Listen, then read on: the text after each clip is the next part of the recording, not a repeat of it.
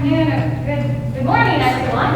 I am Meikah Dado from Texas A&M University, along with Dr. Jack Elliot, and this is, sorry about that. This is supporting youth development through a continuum model. So this is the process of creating that continuum model and what it looks like. All right. So since the 1990s, youth employment has been on the minds of many African organizations, such as the African Union, the African Development Bank Group, and national governments. But the population makes it difficult for them to tackle this challenge. According to the African Development Bank Group, in 2018, there are over 420 million youth between the ages of 15 and 35. And about 11 to 12 million of these youth come into the workforce each year, but only 3 million jobs are created for them. However, there is an opportunity within the agricultural sector to provide more career opportunities for these students. The labor demand for non-food purchases is planned to grow by 140%, the post-farm food purchases by 120%, and production agriculture by 22%. So within this growth, there's opportunities for those youth. There have been many programs that have attempted to address the issue of youth employment, but most of these so-called solutions are short-term or donor-funded projects that have little evidence of their success. But foreign aid has shown significant results in primary education. Those results don't translate when we get to the tertiary education, where those youth are then going into the job market. So we came up with the purpose of continuing this continuum model to provide a potential measurement tool for continuous evaluation of international development projects that are specific to youth and community development. So sort of that monitoring and evaluation piece that previous literature was lacking.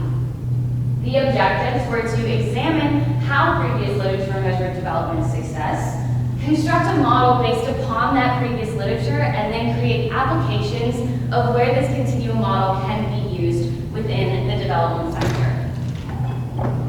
The data sources were then combined to come up with 3 overarching themes. These themes include personal growth, professional growth, and community growth. Within each of these 3 themes, there are competencies within them, and then indicators of success for those competencies. And we'll go through those a little bit more. I know it's a lot of terminology. So within personal growth, the competencies include empathy, self-efficacy, responsibility, tenacity, and compatibility. Then moving to professional growth, we have education, leadership, entrepreneurship, employment, and communication. And then community growth, which is more than just the individual, is agricultural sustainability, innovation, collaboration, relationships, and equity. So now, before moving on to the actual continuum model, there are some important definitions to be aware of as I'm describing the model. The first one is awareness. So when I'm describing awareness, I mean the beginning process of simply being aware of opportunities and potential impacts. Interaction is interacting with that opportunity, using the characteristics in everyday life, and that information they're learning begins to disseminate. And then mastery is the complete understanding and observable proficiency in all of those characteristics or competencies. So now moving into the nitty-gritty of that first theme of personal growth. We see those competencies up on the right-hand corner, but the individuals move through awareness, interaction, and mastery through those indicators of success. So the indicators of success and awareness are identifying qualities and connecting principles and values. They then move to the interaction phase when they're assessing their own qualities. They have that sense of self-worth. They act appropriately and are beginning to be a team player. And finally, they're at that mastery when they have all of those others, as well as being a self-starter, being active participation, and have commitment.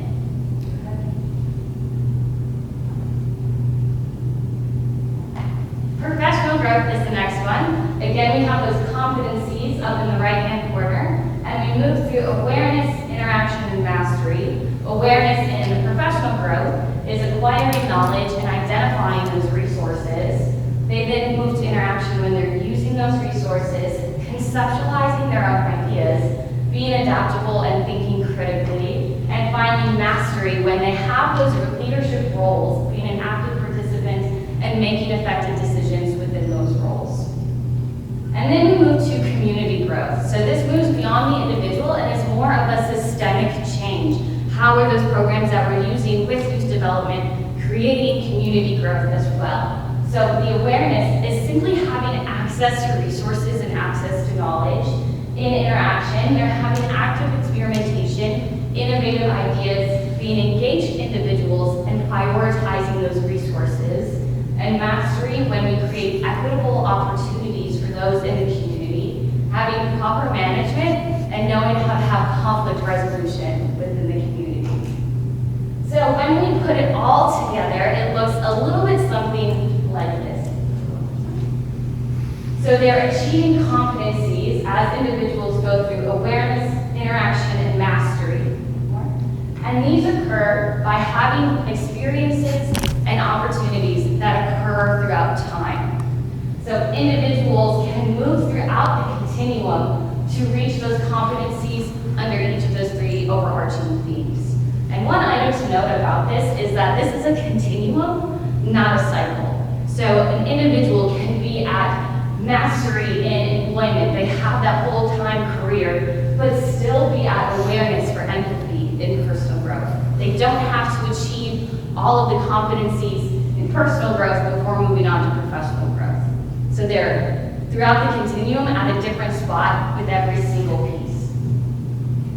So conclusions of creating this continuum, we recognize that this continuum can be used for monitoring and evaluation projects within the youth and community development world, because youth do have an interest in having those sustainable careers, but lack the proper resources.